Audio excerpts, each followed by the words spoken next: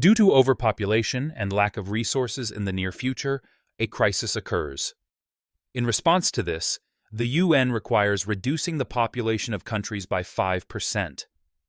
In the United States every year, a test is held among school children, and those who scored the lowest score are executed. Both the children of officials and the rich, as well as the most ordinary girls and guys, fall on the gathering. But everything is not as fair as it seems at first glance. In the city of Austin, Texas, Line Girl is trying to prepare the younger brother of Simon for a crime, which will begin in 18 hours. Their younger brother and sister Karen and Joey sit on the bed and play carefree. It is not possible to tighten Simon, and Line gives him electronic lenses in which answers to questions are uploaded. Suddenly, the girl receives a call from a doctor who reports that her mother wants to write out from the hospital, despite the fact that she is seriously ill, and the treatment is required to continue. Lane is in a hurry to meet her mother. The doctor takes Lane to the side and says that the condition of the woman was very deteriorating. Treatment does not give results, so it is best to just make the last days of the mother comfortable. It remains 12 hours to the test. In the governor's mansion, his son Blake will sneak from the building past the bodyguards and gets to the car. His girlfriend Ellie hides inside and scares Blake from the darkness of the rear seats. She laughs that once again he falls on this trick, but the guy suddenly grows grimly. Perhaps this time will be the last. Instead of a difficult conversation, Ellie drags him behind him to someone else's house with a pool where they swim. While they kiss in the car, Ellie admits that she is very scared. Then they are caught by Vince, one of the bodyguards of the governor, and returns Blake to his father. Radin circles his son and reminds of tomorrow's exam.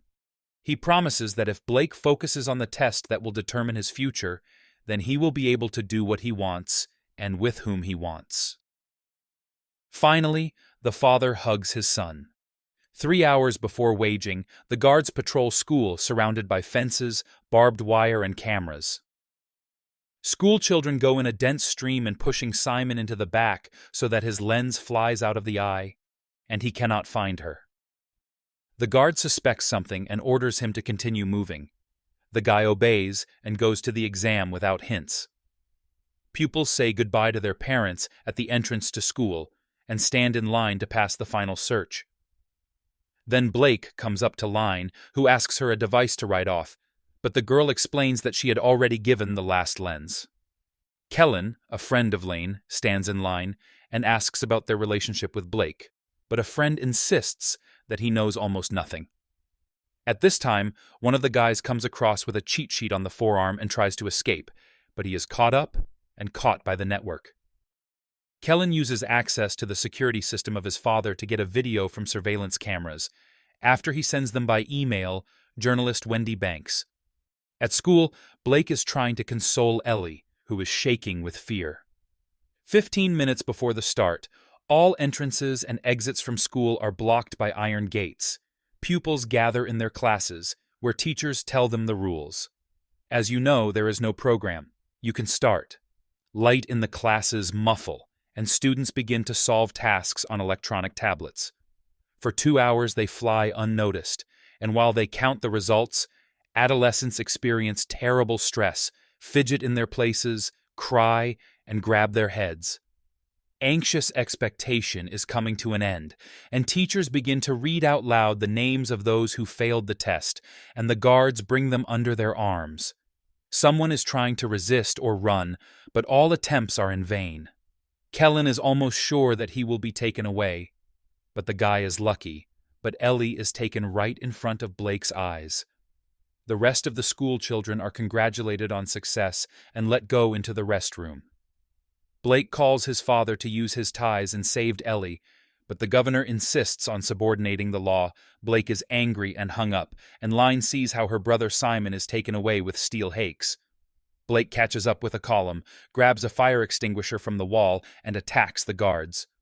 This gives Ellie time to break out, and she runs to her classmates. "Help!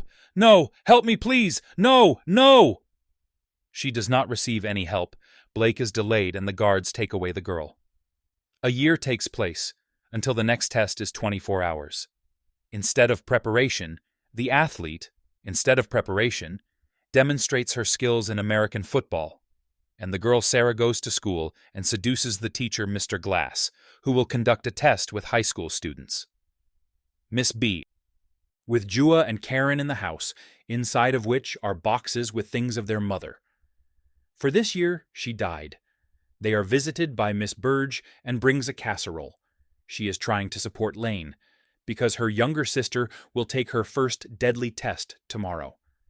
The teacher says that he will help then he can. Meanwhile, Blake plays sports in his room. He still has a photograph of Ellie on the wall. He turns on the camera and begins to record a video with the words that if someone is watching it, then he is no longer alive. While parents take the children to their first screening, Lane encourages Karen. "You will succeed. I love you. I am you too." At this time, Governor Rading is preparing for a public performance and sets to visit his son before the next exam. The man is trying to convince him that his girlfriend failed the test and nothing could be done about it. But this was not happy with Black. The guy goes to school, and the bodyguard Vince notices how he puts the letter in the mailbox along the way. Lane and Kellen meet again in front of the entrance to school. Their last screening is coming before releasing. Kellen is facing an athlete Vade, who is mocking another teenager along the way. Friends are wondering why he has never failed the test, although he has not attended classes for many years. Teacher Miss Cole shows Karen and her classmates a video that explains the need for tests. She feels bad from the realization that some of the children will be killed. In the cartoon, with the logo of Asuru Global, the land that suffered and hurt until all countries began to control the population. Somewhere they say goodbye to the elderly, somewhere they are forbidden to start more than one child, and in the USA they decided to allow only the smartest children to live. The rating brings the record that Blake tried to send. The guy intends to specifically fail a test and check whether his father will support this terrible system, even when she kills his own son. "Sir, we cannot. Return my son. The exam has begun. All the entrances are blocked. Damn your mother." The governor is not going to sit, fold, and the head of the guard. Mason is a call. Junior and older students begin the test. Sarah looks at the teacher, hoping that he remembers what she did for a passing score. Mr. I does not meet her. The little boy Newton raises his hand, asking for help with one question, but Miscellus refuses him to be in equal conditions. When the test is over, she asks the students to stand up and follow the guard if their name is named. When the names of the failed test are read out, Newthane turns out to be one of them. Sarah Foster. No! No! No! Sarah did not help her plan, and after her, the last name of Lane Michaels is called. Blake is shocked by the fact that his name was not named, and Mason calls the governor, reports that his son is safe, and asks for permission to start the procedure, which he receives consent from the rating. Miss Birch follows Lane and tries to convince the guards that she is the best student in the classroom and could fail the test only because of technical problems with tablets.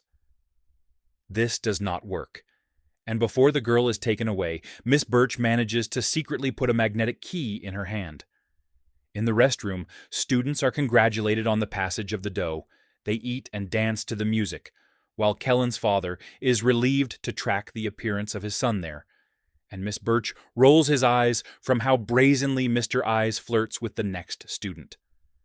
Governor Rading goes on stage for his election speech.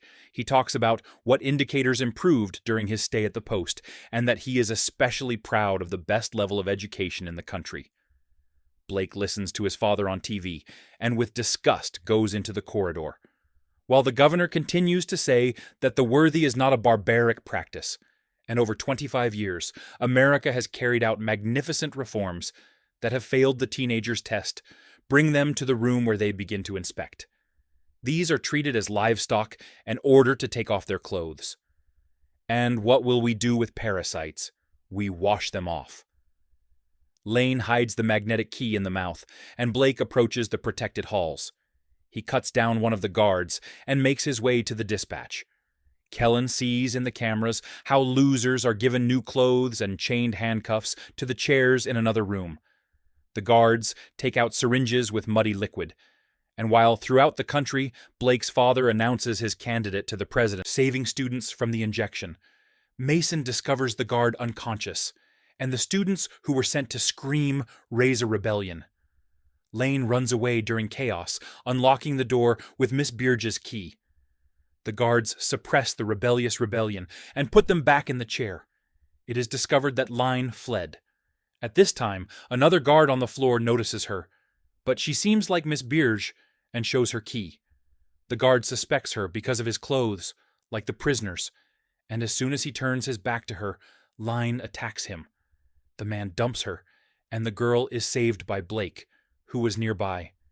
He shares with Lane because he tried to specially fill up the exam, but his father intervened. Blake tries to open the doors, but anxiety turns on, and Mason demands to leave exits from school blocked, despite the discontent of his parents. The fugitives climb into the ventilation shaft to hide. While they think about the action plan, Blake condemns the girl for selling lenses with answers to the test. Innocent children are killed for the sake of statistics, and you found how to cash in. He asks if she bought a cool car or dress for this money, but Line replies that she paid for the treatment of her mother, which still did not work. Blake understands that he was wrong and apologizes.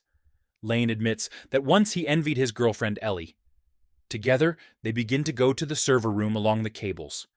Mason is reported to the episode with the teacher's key that Line showed, and he builds all teachers for verification. The governor learns about the incident and tries to control the panic in the media. Black and Line continue to crawl, when suddenly the guy falls down and flies into the school pool. He loses consciousness, and Lane jumps after, pulls Blake from the bottom, and reanimates it. They find dry clothes in lockers and change clothes, simultaneously flirting with each other.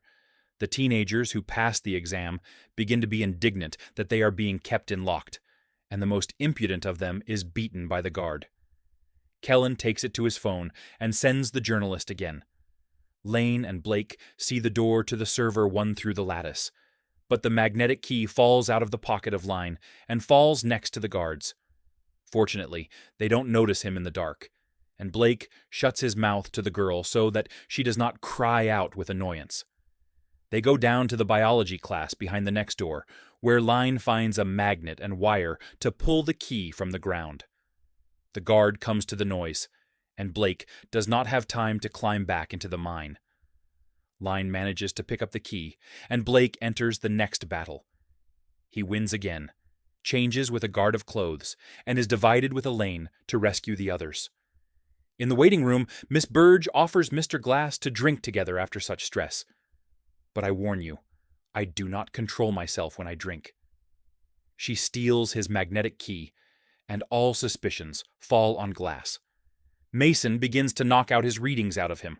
Lane comes to server and tries to enter the system, but she needs a password. The girl sends a message to Kellen to find a video where Mason enters the code.